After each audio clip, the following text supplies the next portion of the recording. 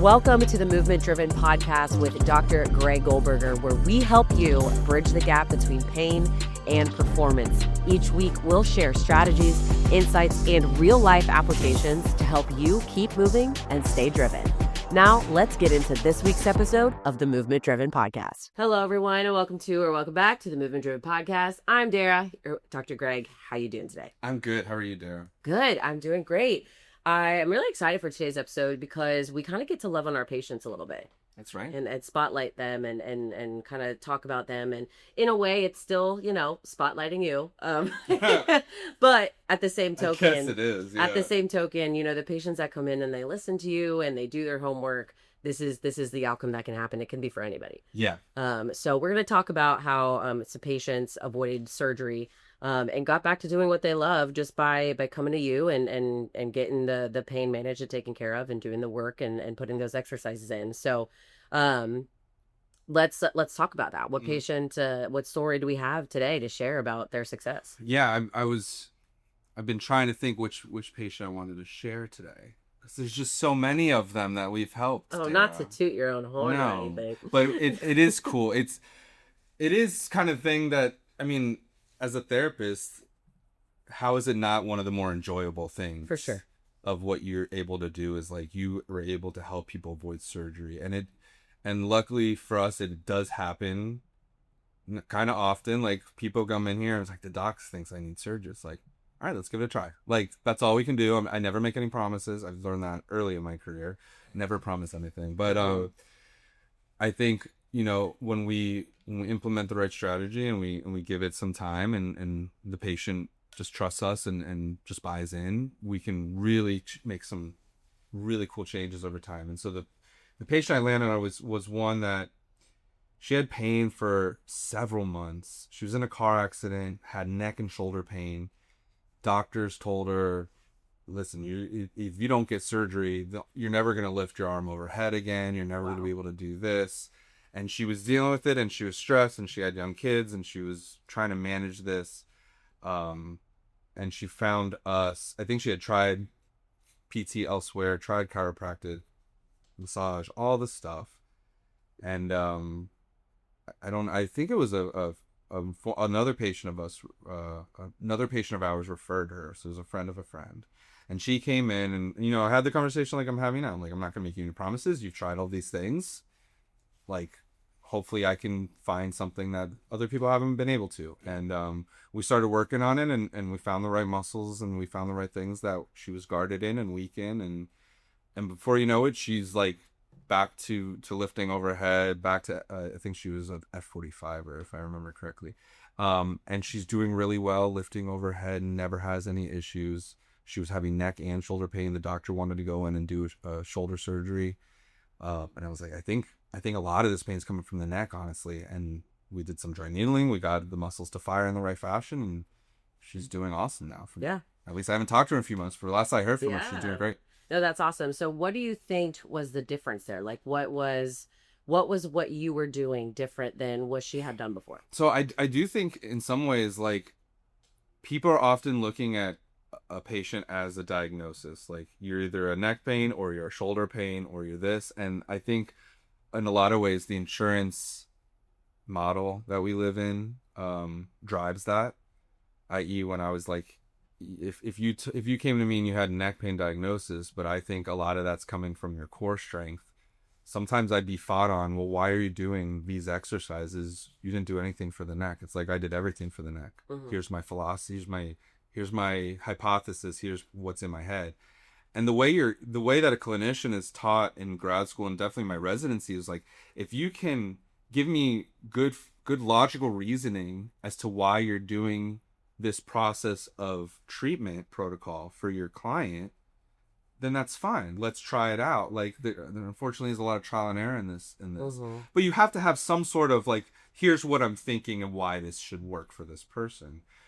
But if I said I'm doing core strength they're sitting all day and their core, they're actually losing their pelvic posture, and then that's leading to poor posture and then the forward head and neck pain.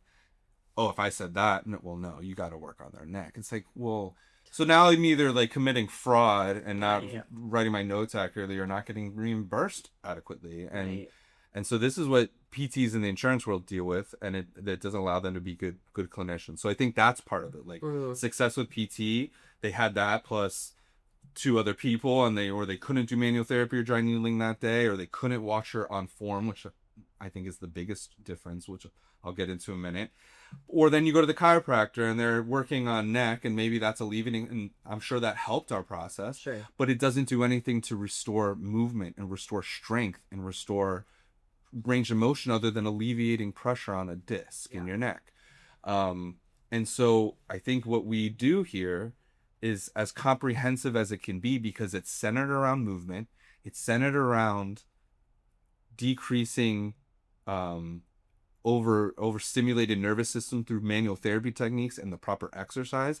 And there's a philosophy behind everything that we're doing here. It's not just let's throw the pasta on the wall and see what sticks. It's no, like I'm trying to see what sticks best. Right. But at least I'm gonna throw this pasta first because this looks the best cooked. Like it's not like we're not just which one? Let's get the dry pasta from the handful of pasta. Just spaghetti that's uncooked, and it's just it's probably gonna stick. It might not, but I'm pretty sure it will. Yeah. And that's gonna cut down on how much time we're spending, how much money the patient is spending, and the anxiety around everything, and the fact that there's a plan and something to follow and instructions, and we try to do everything where we're very comprehensive in every aspect of what we do, from a treatment standpoint and a exercise at home standpoint, so that there's actual progress, because this is a tough business in terms of the patient has to do what's advised in order to get better. Right.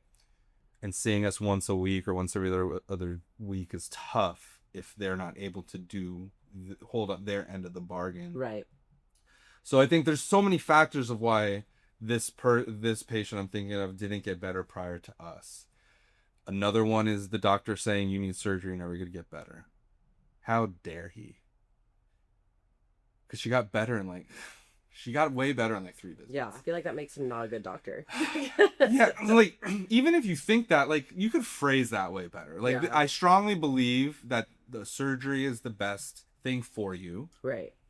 If you'd really like to try to continue to do conservative management, here's another therapist I've had success with, or I've heard great whatever it is. Yeah. Or say, I don't know what else I can do with you. Get a second opinion. But don't say you're never going to get better, because I've had so many people believe that wholeheartedly, because a person that spent 10, 11 years in school with a doctorate, they're the expert.